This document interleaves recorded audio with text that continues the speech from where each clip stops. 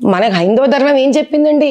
అమ్మని చేయి దాచి అన్నం అడిగిన ప్రతి ఒక్కడికి అన్నం పెట్టమని చెప్పింది. భగవద్గీతలో ఒకటే చెప్తాడు, పండితును సునక మాంసము తినువాడును ఒక ధర్మబద్ధమైన యోగికి ఇద్దరూ ఒకటే అన్నారు. వాళ్ళు మన గుడి శంకుస్థాపనలు మన వాళ్ళని బెదిరించి మన వాళ్ళని ఇబ్బంది పెట్టి, లేకపోతే మేము ఇవాపేస్తాం ఇవాపేస్తామని చెప్పి మలక్పేటలో గుడి శంకుస్థాపనలు కూడా వాళ్ళు మన వాళ్ళ దగ్గర నుంచి బ్లాక్మెయిల్ చేసి పొలిటికల్గా లాక్కొని వాళ్ళు వచ్చి శంకుస్థాపన చేసిన సందర్భాలు ఉన్నాయి.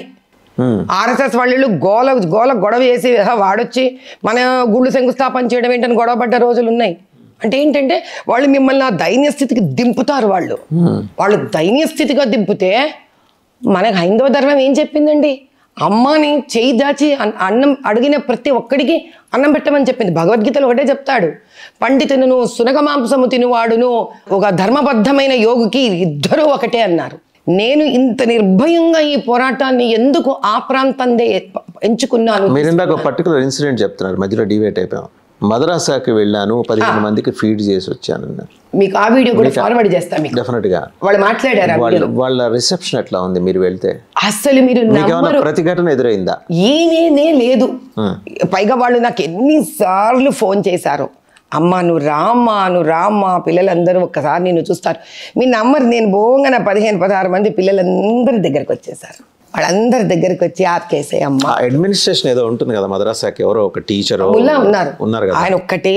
మీకు నేను నా మొబైల్లో వాయిస్ రికార్డింగ్ ఉంది, I share that voice recording with. వాడు ఒకటే అన్నారు, అమ్మ మా అందరి ఆయుష్ కూడా తీసుకొని నువ్వు 100 ఏళ్ళు ఉండు తల్లి, నీలోని ఆ తల్లి ఆ మాతృత్వ భావననే మమ్మల్ని బతికిస్తోందమ్మా, నువ్వు తప్ప మాకు వేరే దిక్కు లేదు. నిజంగా అంత పాథటిక్ సిచ్యుయేషన్ ఉన్నాయంటే వాళ్ళకి ఫండింగ్ లేకపోవడం. తినేస్తారండి బాబు, ఫండింగ్ ఎందుకు లేదు? వక్ఫ్ బోర్డులో కోట్లు ఎంత డబ్బు. ఇప్పుడు మీకు చిన్న విషయం చెప్తా, మన దేవాలయాలు ఉంటాయి, ఆ డబ్బు దేవాదాయ శాఖ తినేస్తుంది.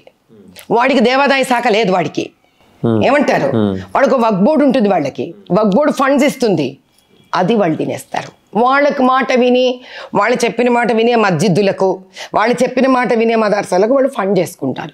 ఎవరైతే మాకు ఇట్లా గొడవలు పడే ఇష్టం లేదు, మేము ఈ పద్ధతి వాళ్ళం కాము, మేమేదో చెప్పుకుంటామో, మా రిలీజియన్ ముందుకు వెళ్ళాలి, మా మతం ముందుకు వెళ్ళాలి అని చెప్పుకునే వాళ్ళు ఎవరైతే ఉంటారో వాళ్ళకి ఏం దొరకదండి. అలా నేను సపోర్ట్ చేశానండి మదర్సాలకు, అట్లా చేశాను. ఈరోజు నేను నిర్భయంగా ఇది వినే హిందువుల ముందు కూడా నేను ఎందుకు చెప్పగలుగుతున్నానంటే, మీరు వెళ్ళి మదర్సాలకు సపోర్ట్ చేయటం ఖచ్చితంగా మజ్లిస్కి కంటగింపుగానే ఉంటుంది. ఎందుకు అవ్వదండి? ఎందుకు అవ్వదు? ఎందుకంటే వాళ్ళు చేస్తున్న మోసాలు బయటికి ఇలా వచ్చేస్తాయి. మోసాలు ఒక్కటే కాదు, వాళ్ళు రిలీజియన్ యాంగిల్ తీస్తారు కదా. మీతో ఘర్షణ పడలేదా అక్కడ వాళ్ళు? అదే కదా తమాషా. మీకు మాట చెప్పనా, వాళ్ళు మన గుడి శంకుస్థాపనలు మన వాళ్ళని బెదిరించి మన వాళ్ళని ఇబ్బంది పెట్టి, లేకపోతే మేము ఇవాపేస్తామని చెప్పి మలక్పేటలో గుడి శంకుస్థాపనలు కూడా వాళ్ళు మన వాళ్ళ దగ్గర నుంచి బ్లాక్మెయిల్ చేసి పొలిటికల్గా లాక్కొని వాళ్ళు వచ్చి శంకుస్థాపన చేసిన సందర్భాలు ఉన్నాయి. ఆర్ఎస్ఎస్ వాళ్ళు గొడవ చేసి వాడొచ్చి మన గుళ్ళు శంకుస్థాపన చేయడం ఏంటని గొడవ పడ్డ రోజులు ఉన్నాయి. అంటే ఏంటంటే వాళ్ళు మిమ్మల్ని ఆ దైన్య స్థితికి దింపుతారు.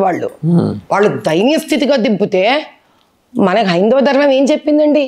అమ్మని చేయి దాచి అన్నం అడిగిన ప్రతి ఒక్కడికి అన్నం పెట్టమని చెప్పింది. భగవద్గీతలో ఒకటే చెప్తాడు, పండితును సునక మాంసము తినువాడును ఒక ధర్మబద్ధమైన యోగికి ఇద్దరూ ఒకటే అన్నారు.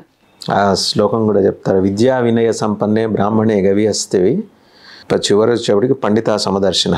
అంటే సునక మాంసం తినే వాళ్ళందరి విషయంలో కూడా పండితుడు ఒకటే ప్రకారంగా సమదృష్టి కలిగి ఉండాలి. అదే నాకున్నది, ఆ సమదృష్టి. సునిచైవ స్వపాకేచ పండితా సమదర్శిన. నాకున్నది, నేను పాటిస్తున్నది అదే.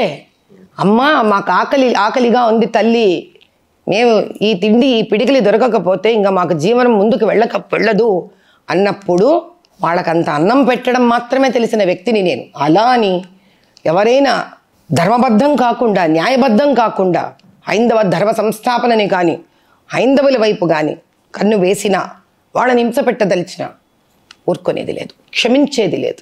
అంటే అన్నం పెట్టే చేతికి అంటే రెండు కాంట్రాస్ట్ అంశాలు ఇప్పుడు మీరు చెప్పారు.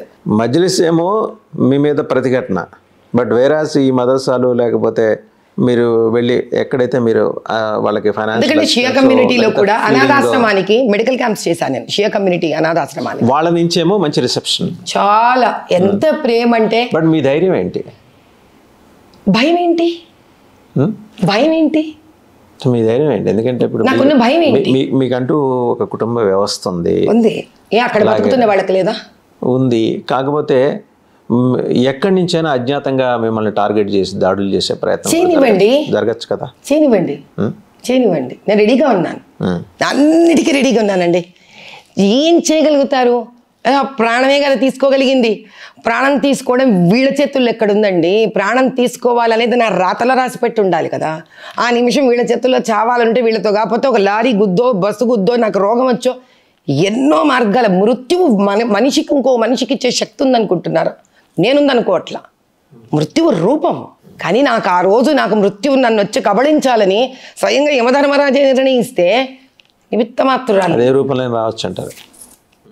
దానికి నేను భయపడి నేను చేసే ధర్మకర్తవ్యాన్ని నేను వెనకాడను. అటువంటి కోవకు సంబంధించిన మనిషిని కాదు నేను.